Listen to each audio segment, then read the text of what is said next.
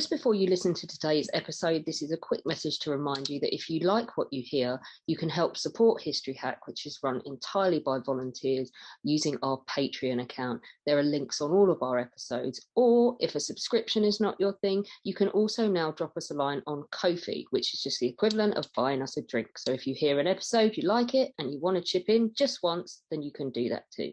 Thank you.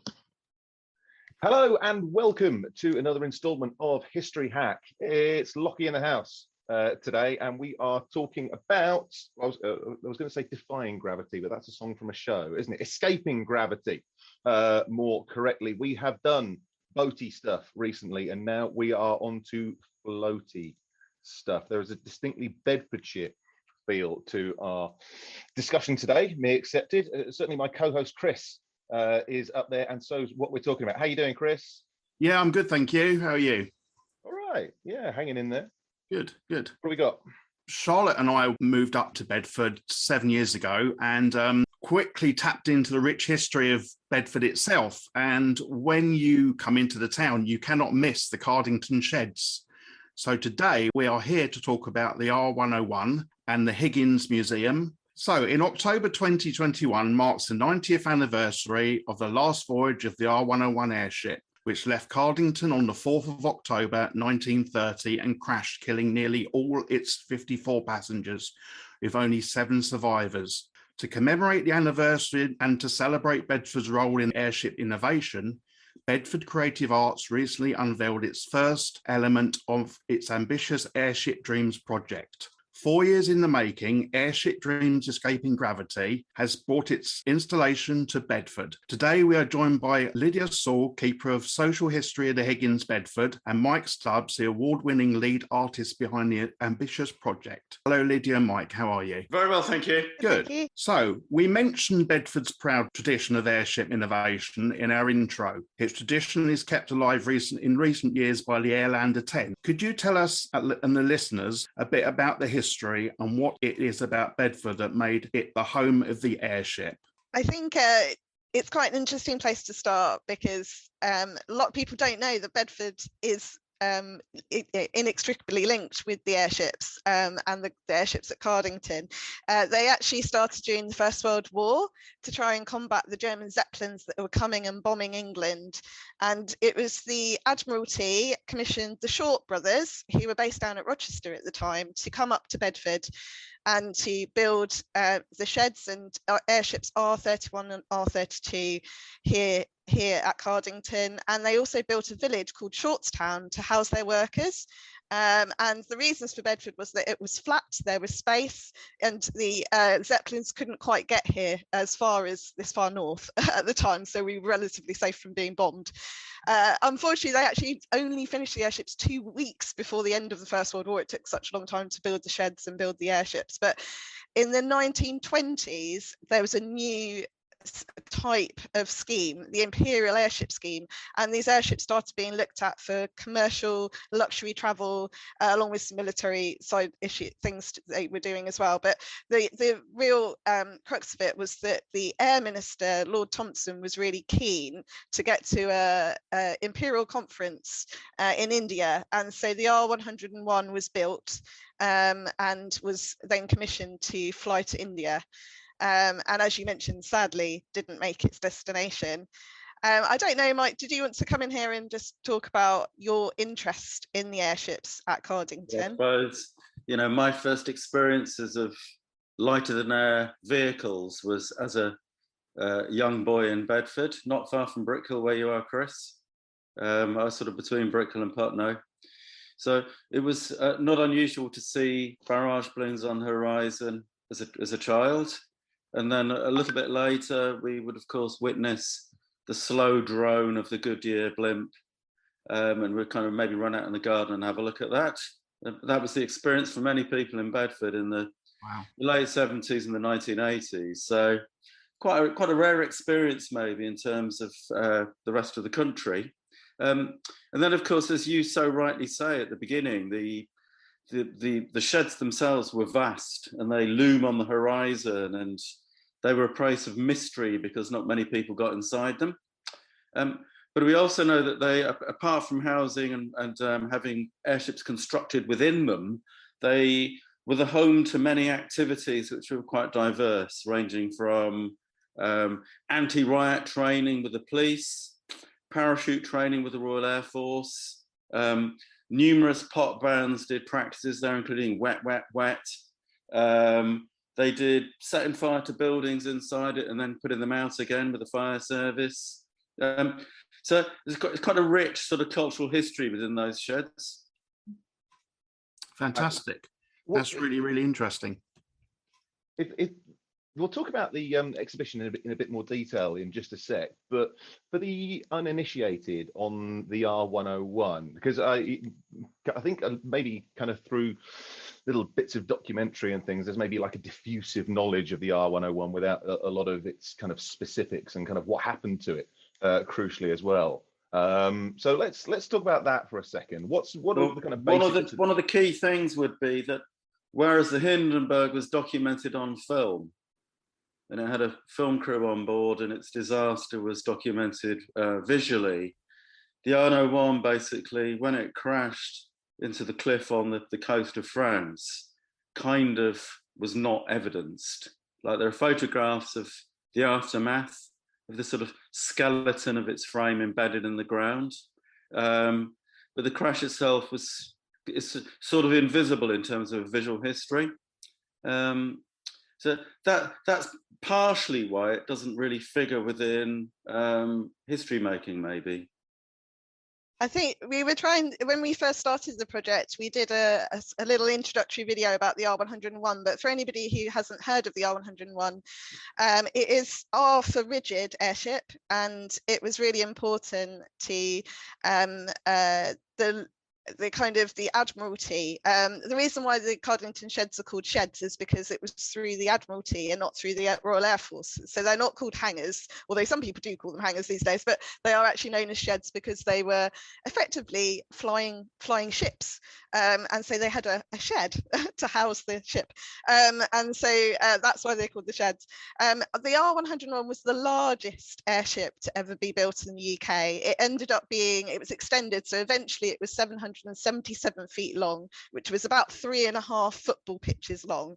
And it would have been dominated the landscape as it took off. And 1929, they completed the airship and it started doing some trial flights. They had some problems with lift, so they added another gas bag. Now, inside the rigid structure, there are gas bags, and those gas bags were filled with hydrogen gas, which we could manually manufacture. There was a big hydrogen plant at Cardington, and this was lighter than air, so it gave it a lot of lift, and then it was fueled by sort of diesel engines, and that would power it forward. And then it also had water ballast, so they drop water ballast in order to get some extra height where they needed it.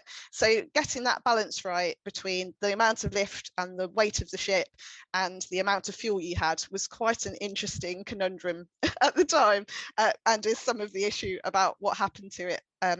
Lord Thompson was involved, and as I say, there was this big diplomatic conference, really important nationally and internationally, and this was going to be, they were so much quicker than ships on the sea. The ships on the sea would take months potentially to get to India. 3 weeks was how long the airship would take to get there. They were really quick compared to any other aircraft at the time. So this was really important, and they could be quite luxurious as well. So Lord Thompson wanted to bring, well, do you want to explain this, Mike? Things that you found inspiring about this particular story that have influenced some aspects of your artwork? Carry on. Lord Thompson was the air minister of the day, wasn't he? Just to be.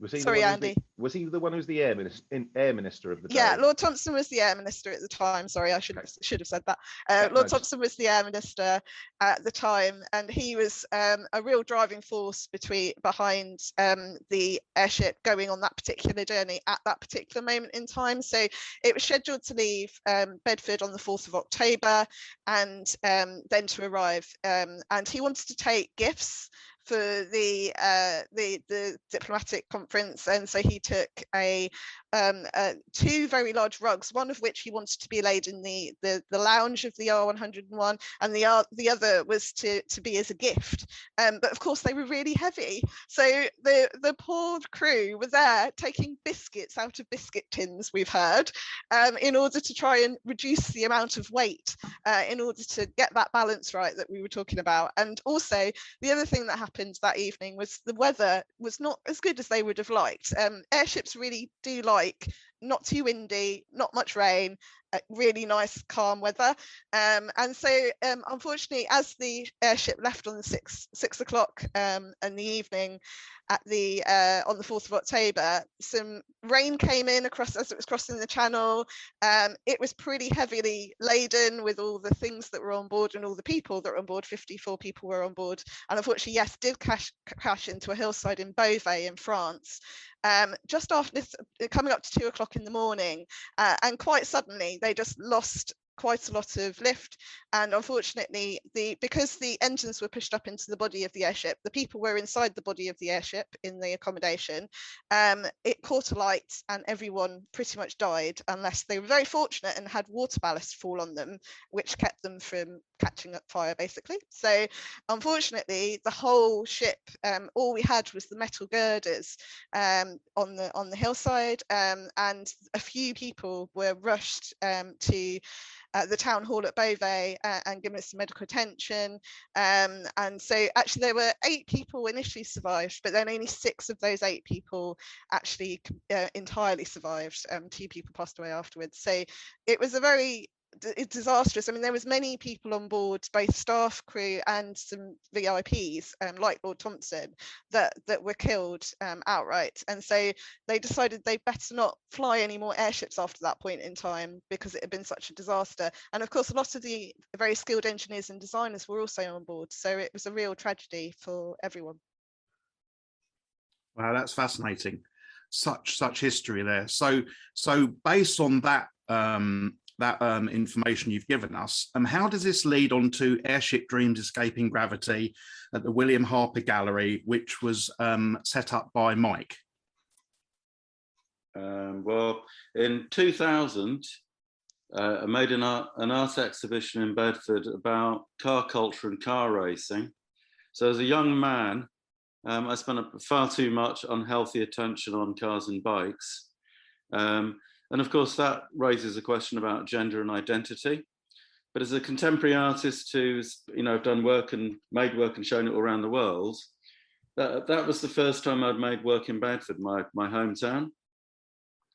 And then later on, working with Bedford Creative Arts, I was invited sort of 15 years later to propose a new project for Bedford. And I started a conversation with Annie Bacon, who then worked at BCA, and then with Lydia, about a project which would sort of expose this sort of fascination really with airships, and in a sense the story of the R101 specifically, because for me it's full of metaphor and symbolism. It's an emblem in a sense of hubris.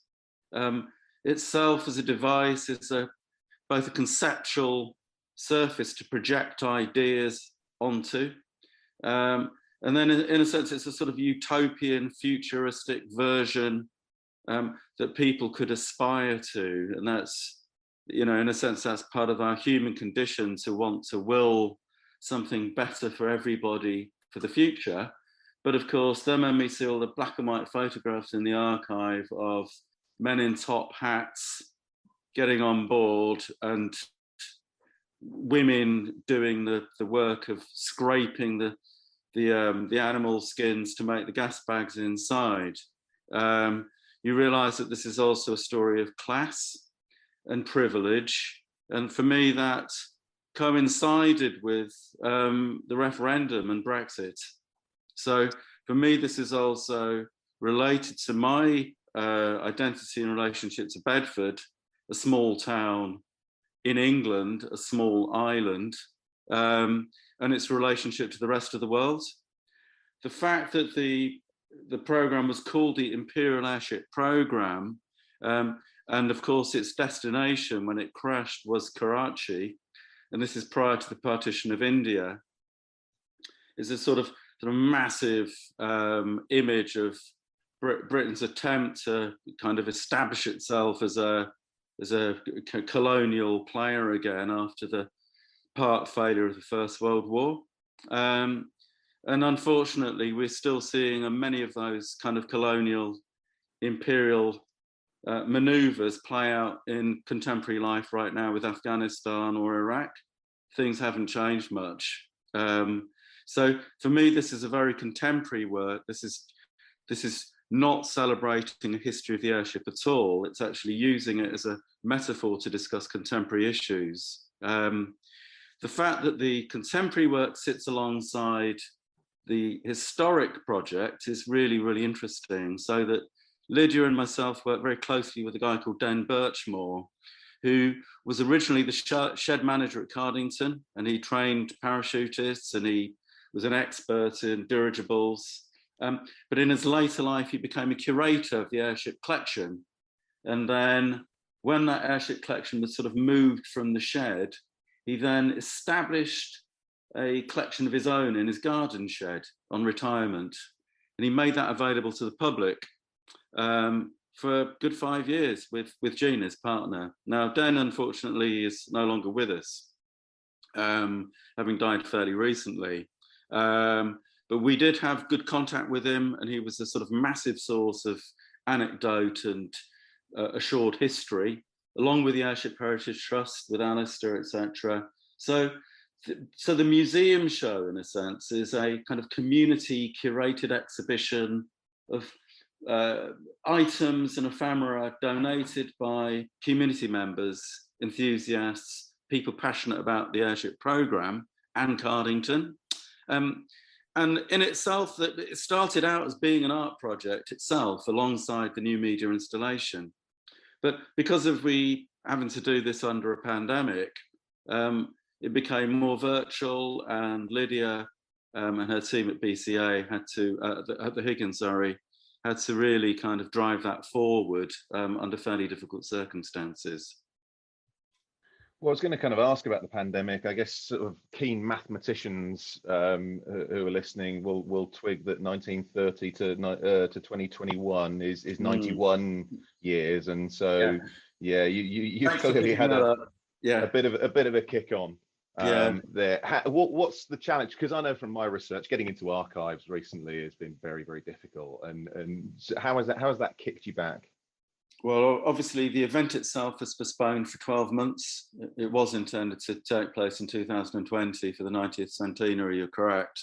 Then the process of making the work with 5 collaborators virtually, so just to give you a quick heads up on what Escape and Gravity looks like, it's a massive projection with a spatialized audio environment.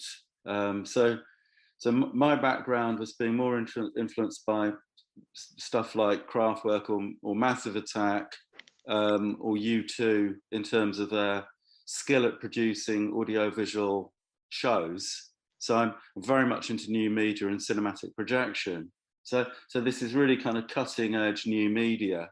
But I guess the process that we had to make it was working in a games engine called Unreal, which Fortnite's built in. And it meant that a team of new media collaborators, some of which had never met, were working just like this in little Zoom boxes between Leeds, Liverpool, Doncaster, and London. At the beginning of that process, it was extremely challenging, not just because of trying to make a piece together virtually, but we were all suffering, as many people were in society, with death, fear, and unknowing, really. And I think that also did influence the work itself. There are direct references within the script and the text to being in this pandemic state. And there's quite a lot, like really the work is quite poetic. like it uses words and it uses images and it uses musical composition, and it's all kind of woven together. Likewise, the carpets that Lydia described, we took that as a cue, and there are carpets that you can sit on to watch the work, as well as deck chairs. The deck chairs are sort of sourced from images from the flight deck of the R101, and the carpets, again, they've got maps cut out of them of a map of the world with kind of some sort of routes and cities marked out there as to the ambition for the Imperial Airship Programme dominating the globe. So it's got sculptural elements as well. It's not just purely an image projection and audio. I found it really fascinating, actually, and I love the way you combine the past and the present, and visually stunning as well. And I'd recommend anybody to come to Bedford and watch this installation and visit the project. But could you possibly tell us a bit more about how you got the members of the public involved in the actual exhibition? And there's a number of artifacts in there. I particularly like the Donald and Reginald Clark image of the two young boys in their Sunday best, who were taken down by their dad to look at the R101. There's a lot of artifacts in there, and really interesting things. How did you collect all these together? I'll pass this on to Lydia in a second, but like when I see those images, the little boy in short trousers, you know, that could have been me as well. And I just again want to sort of emphasize that thing that this was, you know, so I can remember my sister being asked whether she wanted to come and see the Goodyear blimp, and she said no. So that there is a significant issue around gender that needs drawing out of this story. And so dads and lads love technology. And it's a way of also educating adults through children, of course. That I think, you know, the access to the Airship Heritage Trust, initially through Den and then through Alistair, was really significant. But they've been a sort of superb collaborator to work with. Without them, we wouldn't really have been able to do it. We also ran a week's workshop at the library, Bedford Library, which we're sort of mucking about with AR and VR and video and stuff. So you know, it's been a sort of slow process. But I'd like Lydia really, because Lydia had to lead this in terms of the delivery end for the museum show. I think, yeah, I mean, initially with the pandemic, it was quite difficult. So we put a call out online and through social media and the website and through Bedford Creative Arts. And we started with an idea around unboxing, which had sort of come from thinking about sort of objects that people might have at home in their attics or their own sheds, and asking people to share their stories digitally. So we did a few Zoom interviews with different people that came forward, which was really lovely, and partially from the inspiration through Den being interviewed by Mike, actually, and wanting to kind of, you know, encourage people through Den's passion for airships, and see what people had at home. And then there was a few people where we had stories that had come forward it's sort of over the years that we've not had opportunities to feature. So we had a lovely collection of different stories that have not been told, from actually, and Mike was talking about class and stories that haven't been told. So from the carpenters, for example, that had made the airships, so the you know, the R38 and the R101, there was a wonderful tool chest that is on display that we hadn't been able to display before. And then that story, that the couple George Cook and his wife, they actually ran the Cardington Arms, the King's Arms at Cardington, I should say, sorry. So that was a wonderful piece of local history, and also talking about the women, because it's saying dads and lads, but actually a lot of the women were the people that Mike mentioned that actually had made the airship. And one of the people that we discovered through the Airship Heritage Trust was a photograph album that had been sent to Alistair Lawson, who's chair, and by a gentleman called Alan Slater. And that photograph album was really significant. It was by a lady called Miss DC Forster, and she was one of the senior staff at Cardington.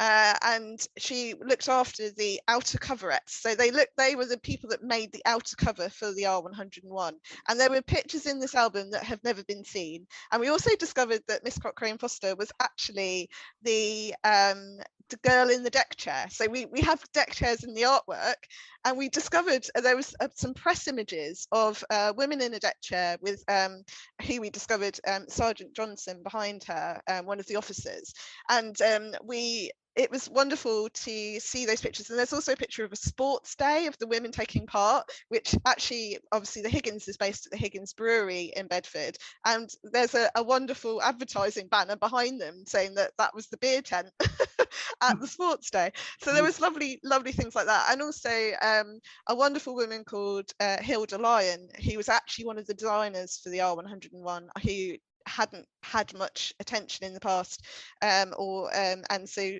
we feature her quite prominently within those stories. We feature some people that have survived the R101 crash, such and we also feature some people who unfortunately passed away, like Arthur Burton, and some people that were involved in airship flight. We had a wonderful gold watch come in from Harold, connected with Harold Rowe, who had helped to get the R33, which had broken away from its mast, back from the North Sea. And a handful of people in 1925 were given these gold watches in honour of their bravery for retrieving the R33 when it had been blown away in a storm from its mast. So yeah, there's some wonderful stories that had come out, and really grateful to all the community curators that shared the stories and put those into words for us to share with our public. So with visitors. I'm just going to sort of take you back a second, just to kind of the survivor accounts, because this to me is just the most terrifying thing in the entire world. I mean, I'm terribly scared of heights and flying anyway, just which is quite ironic as a very tall man. But what do we get? Tell that. Okay, you just zoom, it doesn't quite work. You can only see the top half of your body. I promise I'm very tall. What do we get from these accounts? Because this wasn't even the first big airship crash either. Wasn't there one a few years earlier? Was it the R38 I'm thinking of? The R38 about a year earlier. Yeah, which is recently been commemorated, where it crashed into the River Hole, having been sort of stationed at Howden. But that one exploded in the sky in front of a large audience, but again wasn't recorded on film. And I think you're right, there were people that survived those crashes, such as there was Sky Hunt, as he was known, and Wally Potter, which is one of my favourite stories, actually, tragic stories of the R101 crash. They were actually in the control car at the time of the crash, so they were in charge, driving that ship, actually, Sky Hunt had survived the R38 and Wally Potter. They'd both survived the R38 crash. So they were back on board another airship, not scared. But really sadly, both lost their lives. Now, amazingly, Sky Hunt got out of the R101 crash. Oh. And the last thing he was heard saying was, "I'm going back for Wally." And we never saw him again after that. So he went back in to try and save his mate, and sadly lost his life too. So that is true bravery. And so the 6 people that did survive, I think, genuinely, only they can really know what that was like. It was interesting. Joe Binks, he survived the crash. His son Derek still lives locally and was interviewed very kindly for the project. And his dad continued to work at Cardington on those hydrogen plant with the various balloons that were going up his whole life. He went back and lived in Shortstown his whole life, and with Mr. Bell, another engineer, he survived alongside. And they met up every year at the King's Arms and raised a pint to all the people and friends they'd lost on the R101 crash. So they were, true heroes, really, and their vision and determination just they really did believe that the airships were wonderful, even after seeing them crash and experiencing that. So I might like to add as well that of course, I've read various accounts of what actually is supposed to have happened, from different perspectives. There's a kind of strong sense that the experts, the scientists, the engineers weren't really listened to in terms of the speed of which the air trials took place. So in a sense, the kind of political ambition for the craft to be extended in length, to give it a kind of, be able to take a bigger payload, carry more gifts. And then having made this structural change, the suggestion was it needed a longer air trial period, but that was rushed. And for me, that's an important part of the story, really. Yeah, I mean, from my kind of limited understanding of it, it's not quite like the Hindenburg where you just see it all go up in flames all of a sudden, is it? It's definitely a crash that you see where it almost like noses down. Yeah, actually, I think Mr. Bell described it as more of a crunch. Oh, really? So it was actually didn't hit it actually that fast, and it just been losing height, and it was very dark, but also not very good weather. There was a lot of rain, and so yeah, I mean they talk about it actually not hitting the hillside very. The reason why it caused such devastation was because the engines were underneath, as you can on the airship, and were forced up into the body. And unfortunately, so some of the survivors were actually in the smoking room because it was lead lined, so it protected them from the fire. And the others, as I say, had water ballast fall on them, so they were wet, so that helped. But yeah, it was incredible. But yeah, so it's interesting. There are lots of theories, and I'm not sure we'll ever really know what caused that to crash. Yeah. All right, well, let's move things on then, because you mentioned, because I'm thinking about 1920s and 30s aviation, and people like Amy Johnson come to mind, really. So actually, kind of, it's not just men. And you mentioned Hilda Lyon, who was a big deal back then in the world of kind of aerodynamics, and wasn't she? Let's talk about her for a second. What made her so special? She's really interesting. I think not many people know about her. She was born actually up in Market Wheaton, not far from Howden in Yorkshire and Beverley. And then she was trained and graduated from Cambridge in 1918 and went on to be a member at the Royal Aeronautical Society in 1922. So she'd already had a real, kind of great accolade sort of and training. She then joined the Royal Airship Works in 1925 and started doing quite a lot of research around transverse frames and the shape of airships. So she was the person behind the lion shape, which is kind of this teardrop type shape that influenced these range of airships. So that was really significant. In design terms, it was incredible. And so she was the first woman to receive the Memorial Prize for the R38. There was a memorial prize set up, I think, after the crash and things, and so she was the first woman to receive that. But she went on, she actually wasn't on board during the crash, so she survived afterwards, which was probably as well. But she went on to actually study in America at the Massachusetts, and she got various scholarships, and also at Göttingen in Germany, and I think she only came back because her mother was taken ill. So she, in 1937, she comes back, and then she's able to continue to work from home effectively, which was very forward thinking given the situation we find ourselves in now. Actually then she does quite a lot of academic research over that time, and then joins the Royal Aircraft Establishment at Farnborough and continues until 1946, when she has an operation, unfortunately passes away. So she is an amazing role model for young women, and if we're thinking there were only male engineers around, she was definitely one of the exceptions, and a brilliant engineer and designer. So yeah. What was she working on after the airships? Because surely after R101, I think a number of the principles that she discovered or kind of instated were then translated into nautical engineering. Okay.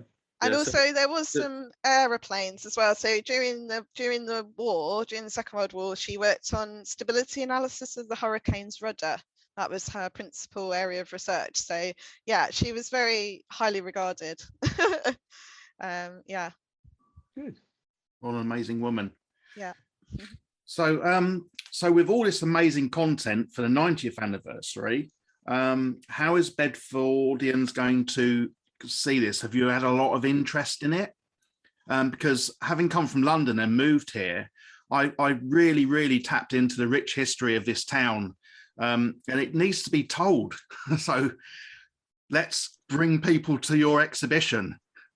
Okay, well, obviously launching a show during the pandemic is tricky. This is the first time that Bedford has shown contemporary artwork of this kind ever. So it's a first for the Higgins Museum to work at this scale, actually, or work with an ambitious technological media work. I have got a little clip here running. If you want to hit, I don't know if you've watched any of the Instagram stuff. Andy? We're just doing audio on here at the moment, but we can certainly put some links up on our History Hack channels for you. Okay, let's do that. But so basically there are sort of media assets that you could show around a bit, and you could help share it. That would be useful. Excellent. In terms of the show itself, like there were plans and intentions to do quite an ambitious Sonne Lumiere event as well this autumn. We still want to do that, but at the moment we've basically run out of funding because of the delay through the pandemic. But the Castle Mand outside the Higgins makes an incredible site for, like, at one stage we were going to rent a blimp, we were going to use lasers and video projection into the sky. There were going to be various community members who've taken place, you know, quite a few sort of young people's workshops aligned with this exhibition, and they were going to do kind of work leading to this sort of big public extravaganza. That's all postponed, at least. I'm still hoping it takes place next year. The exhibition is on until the end of November. It's free, which is incredible.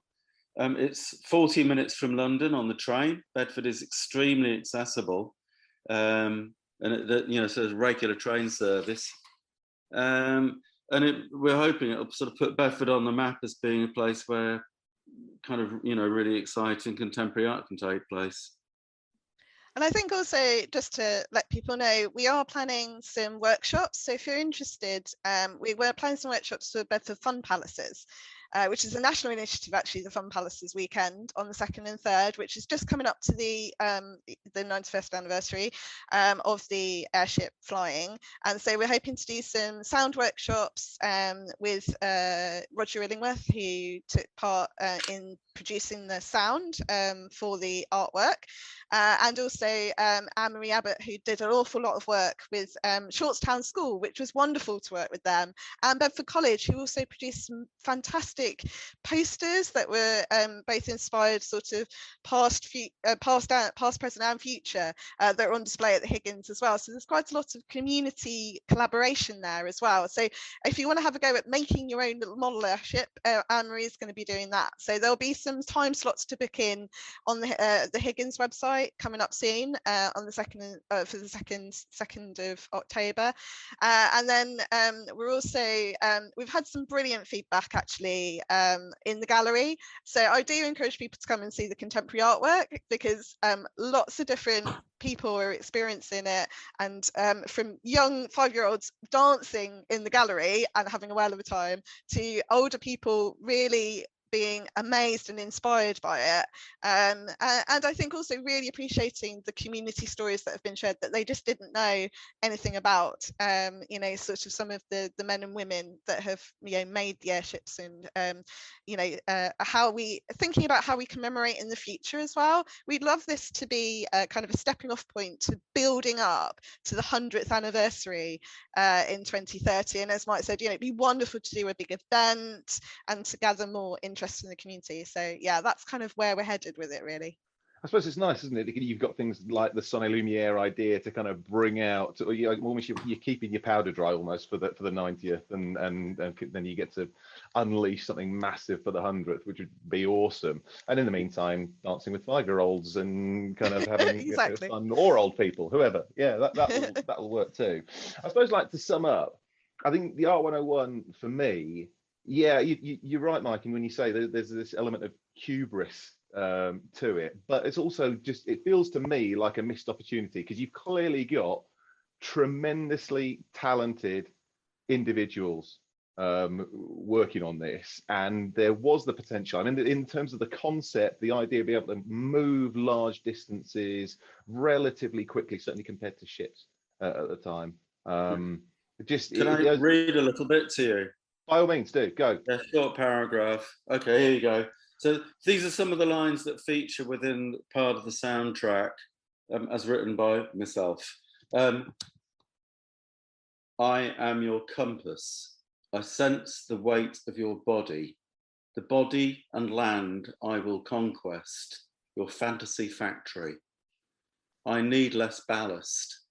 I watch your magic, your transformation, fabric, rope, gas. In this void, I dreamt, leapt, and hoped. You fill this void. Ideas, matter, future, the weight of a rug, the weight of biscuits, a map of the world. Yeah, I think you got this really nice blend of art and technology and culture, which just sounds great. And it's tough not to feel kind of excited, but also kind of sad about the R101.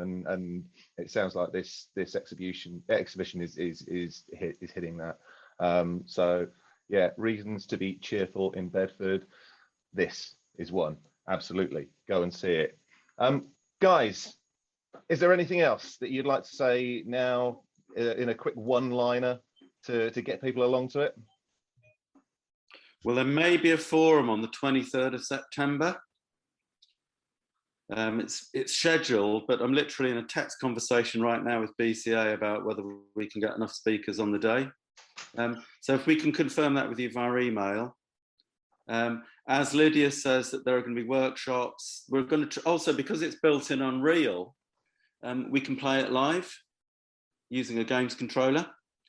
So we might be doing, as one of the labs, we might be doing a live show of it, which will also be a kind of workshop and lab for people who are games players. Like, young kids love it because it looks much, it looks more like a computer game than it does something about history. That's part of its trick. Yeah, and it will, whether you hate it or love it, it will definitely have an impact on you.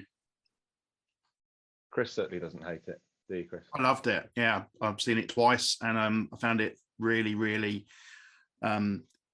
inspirational, amazing, and very touching.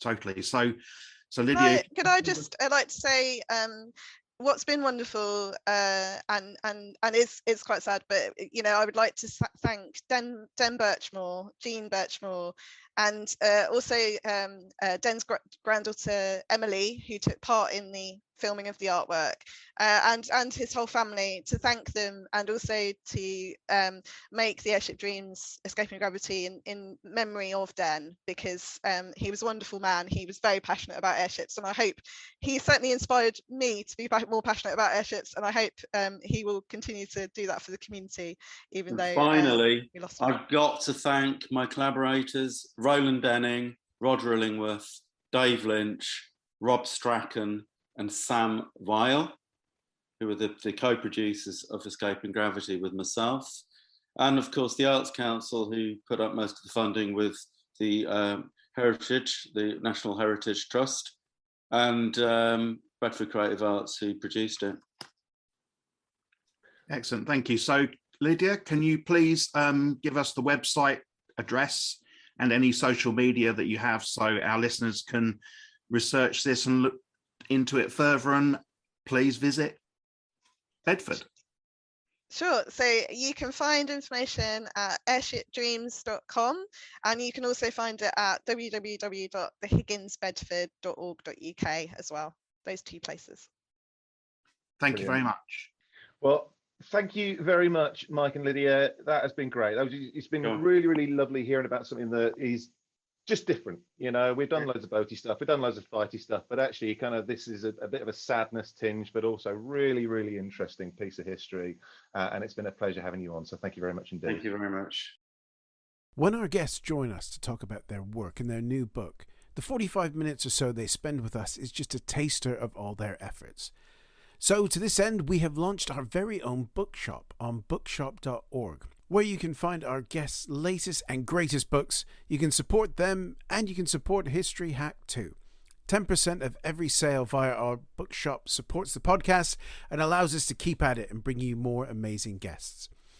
You can find our bookshop at bookshop.org/shop/history hack, or just search on bookshop.org for us under the shops bit. Thank you for your continued support, and here's to your next great